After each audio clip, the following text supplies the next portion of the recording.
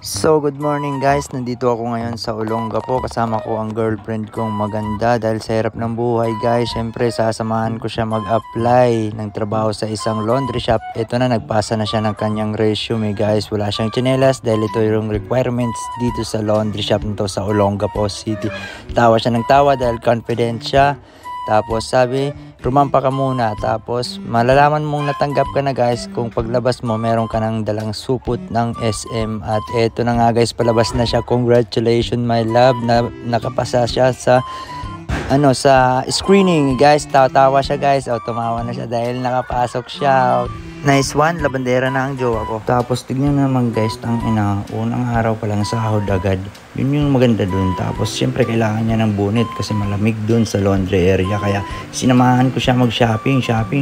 Tapos ako lang yung taga-pili ng mga bibili niya guys. Tapos ito na guys, pupunta muna kami ng Manila guys. Yung maganda sa trabaho niya kasi unang araw niya nakapaglib agad siya guys. Tapos ayun, naghahanap kami ngayon ng masasakyan papuntang Manila. Tapos ito na guys, papunta na kami ng Cubao. Sumakay na kami sa bus at magiging propeta muna ako dito kasi may movie dito guys. Alam ko yung mangyayari kaya sasabihin ko sa kanila. Yun, babagsak yan. Nasunog yan dyan eh. Pero buhay pa yan dyan. Oh, gulat sila. Grabe, nabuhay yan dyan, nabuhay. Kakalabitin ni Vin Diesel yan. May lalabas. Tapos ayun guys, tamang relax muna kami ng girlfriend kong labandera guys. Sa mga hindi nakakaalam, hindi pa siya nililigo guys kasi ginagawa nilang tradisyon sa Olongapo ang hindi maligo sa loob ng 3 araw. Tapos ito guys, masaya kami habang nasa biyahe kasi napagpintuan namin na habang nandito kami sa Philippines ay maraming Pilipino guys. Kung titignan nyo sa mga likod guys, mga Pilipino yan, marunong silang mag-Tagalog guys. Nakakatuwa dito sa Olongapo kasi maraming Pinoy. At sa wakas guys, nakarating na kami dito sa bago kong apartment kasama si Coach Jello dito sa Parañaque guys. Tapos natatamad pa yung driver namin na hindi daw siya papasok. Sabi ko okay naman pero magsuntukan muna tayo para makabawi-bawi naman ako. Ma'am, pasensya na mama. Dati kasi kami mga criminal eh. Lumaya kami. Tapos ayun na nga guys, akala ko ako lang yung siga dito. Tapos tanggal pala yung angas ko unang pasok pa lang sa village. Nandun yung mga siga. Tapos nandito pala si Ebeb, kasama namin sa bahay ni Coach Jello.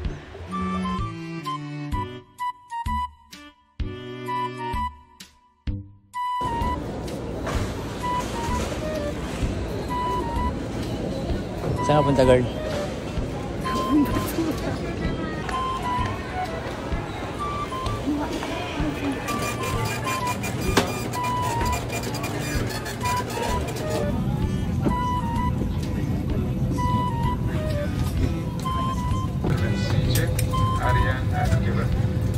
Welcome aboard flight 5J651 Airbus 3. Assistance on landing.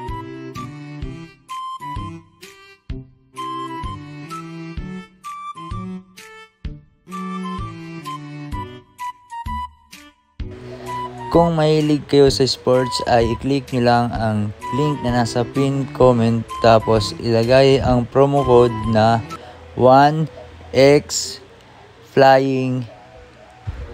Tapos i-click nyo lang yung register. At dahil mahilig tayo sa sports, i-click natin yung sports. Tapos hanapin ang basketball. Tapos pumili tayo ng liga na gusto nating tayaan. At sa una nating deposit, magkakaroon tayo ng bonus na 7,000. Kaya ano pang hinihintay nyo? Register na. Tas ayun na nga, nakarating na kami ng Tacloban Airport. Ang nakapagtataka dito guys, kasi yung mga kasama ko, hindi na sila nagtatag-alog pagkalapag ng Tacloban. Tapos syempre, kukunin ko muna yung baggage ko kasi titignan ko muna kung tinaniman nila ng bala. Pero dahil mabait yung mga taga Tacloban City, safety yung mga baggage natin, lalo na sa Tacloban Airport. At eto na nga, sinundo na kami ng mga kapatid ko na nasa labas. May gamit silang sasakyan pero hindi po sa amin yan. And to make the story short, ay nasa Tolosa Leyte na kami. We're flying Bambigan. Tapos syempre papasok ko na siya sa aming bahay. Radicals lang. Sa mga matagal na nating subscribers dyan, alam nyo na yung bahay na to. Ito pala guys, sa mga bagong subscriber guys, yung nakikita nyo mga sinampay sa taas, hindi po yung mga nilabhan. Yan po yung mga jersey ng mga legendary, ng mga Hall of Famer. Dyan talaga namin nilalagay kasi collection ng daddy ko yan.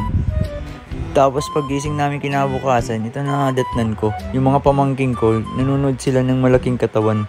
Hindi ko na alam kung ano nang nangyayari, kung magbabasketball ba sila paglaki or magbabalibol na lang.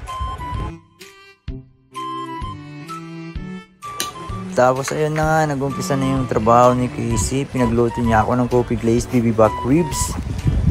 Tignan natin kung makakapasok siya sa trabaho niya ngayon na pinasukan dito sa Leyte. Tapos pumasyal muna kami sa tabing dagat guys. Kaso wrong timing, napakadumi ng tabing dagat dahil nga may low pressure yung dating namin dito.